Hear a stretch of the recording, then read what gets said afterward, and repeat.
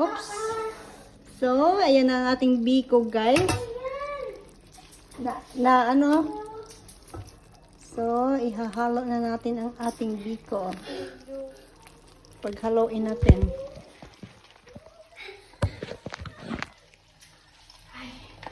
Takbo ka kasi ng takbo. Ano ba ito naman? Napatay na nga pala yan. May ilaw pa rin. Patay na. Oo, may ilaw pa din. May. Lagyan ko na lang din ng butter or langis. Ah, kahit wala na. Kahit wala na, hindi Oo. ba na? Hindi naman yan nadikit na. Sabagay.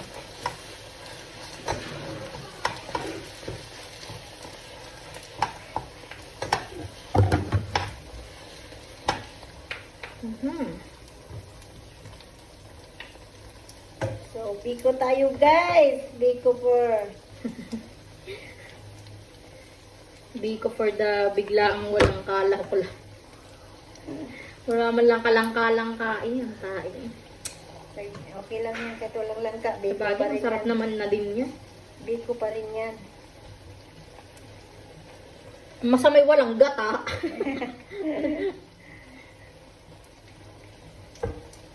Yun lang ang nito, pag malagkit ang sinaing mo, may tutong talaga siyang tumidikit talaga. Kaya nga ay. Pero pwede na rin yung tutong gawin mong sampurado. Sasama. Ang bango nun yun. Tubigan mo na rin, magiging sampurado na rin. Ilalagyan na lang ng chocolate. Ang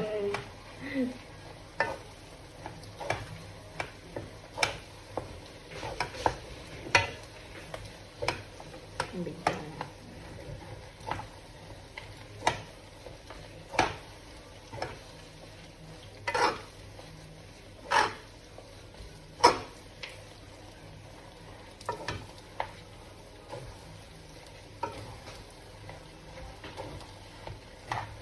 Kung sa probinsya noon, pag naglipo, ang dami laking kaldero. Yung ganyan, no? Mm-hmm. Yung tipong sa kahoy nag-aano. Oh, yung malaki kasi, Tulyase. kapitbahay, hilian. Pag sino malalaman mo sino magbiko. Ako nga, yung kapitbahay namin, kasi ayun ay, talagang since, pa, yung kopong-kopong sila, yung pamilya nila ay sisinukmane, naggaganyan din, tsaka maha. Oo. Ay, doon yung nakikiluto sa amin sa likod, at sila nga ay, palibasi ang bahay nila ay napakaliit. Yung talagang sila dikit-dikit, sama-sama sa isang Wala silang lugar. Oo. Lagi yung nakikiluto sa amin sa likod at gawa ng malaki ang bakura namin sa likod. Yung yung di kahoy, doon yun pag malapit ng maluto, ipupuntahan ko yun sa likod. Hey, Dot! Luto na! Hihingi ka na naman! Meron na akong dalang kutsara. Nakikigano ako sa tulyase. Ang gusto ko ba yung mga tutong? Oo. Yung pinaglutuan na kasi magbebenta na sila ng mga alas 2 nalako na yun yung ganyan. Pinaltok, mga ganyan. Sinukmane, biko, ube, ganyan. Oo, ilalako na. Tatanong ko na yun. Merienda time. Dad, anong tinda niyo bukas? Magmamala kami. Sige.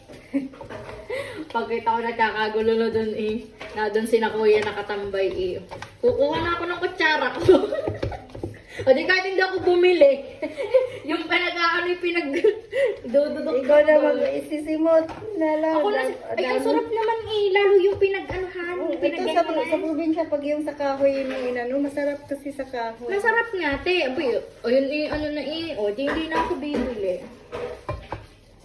Nung nakapunta na ako dito sa Vienna, di na uwi na. Ang tawag sa akin ay bintog. Kasi nga, gawa nung ako'y bumurok noon, di para akong bolang Bintog! Bilhin mo na tong aking ilan ba yan? Sa 10 piraso na. Sige, papakyawin na. Binibili ko na. Pag alam ko na Bintog, paglalaba ka namin, dali, 150 na lang. Kasi para, wala din kasi silang Income nila. Wala din bang income? Tayo, para nag-e-area-area lang ng mga pabangong hindi naman kilala. O di syempre pagka ganun, titinda naman ulit ng maha, mga ganyan. Ano mga nalalako. Mababait naman yung mga yun, kaya talagang ayun din talaga. Hanggang sa nagkaanak na, 3 ang anak. Hanggang sa nag-anuhan na yung anak, parang sinlaki pa lang ni Rolius, inuutusan ko na dati. Ay, hapon, bilhin mo ako ng shampoo. Ano po yung shampoo, Ate Janine? Sunsilk, iyon na yan 5. Nauutosan mo Ah, dati. oo. Minsan di pa marunong, bigyan mo ng listahan. Ayun nga, ganyan. Sunsilk, ganyan yan, pagbalik. Sige, tama. Iyon na yan 5. Mama, yung isa namang kapatid, yung panganay. Marie, samahan mo ako sa mall. Opo, sige po, Ate Jan, magpapaalam ng buha ko kay mama. Minsan kahit hindi na alam nung ama. Hi, Dad, isasama ko lang si Ana, ha?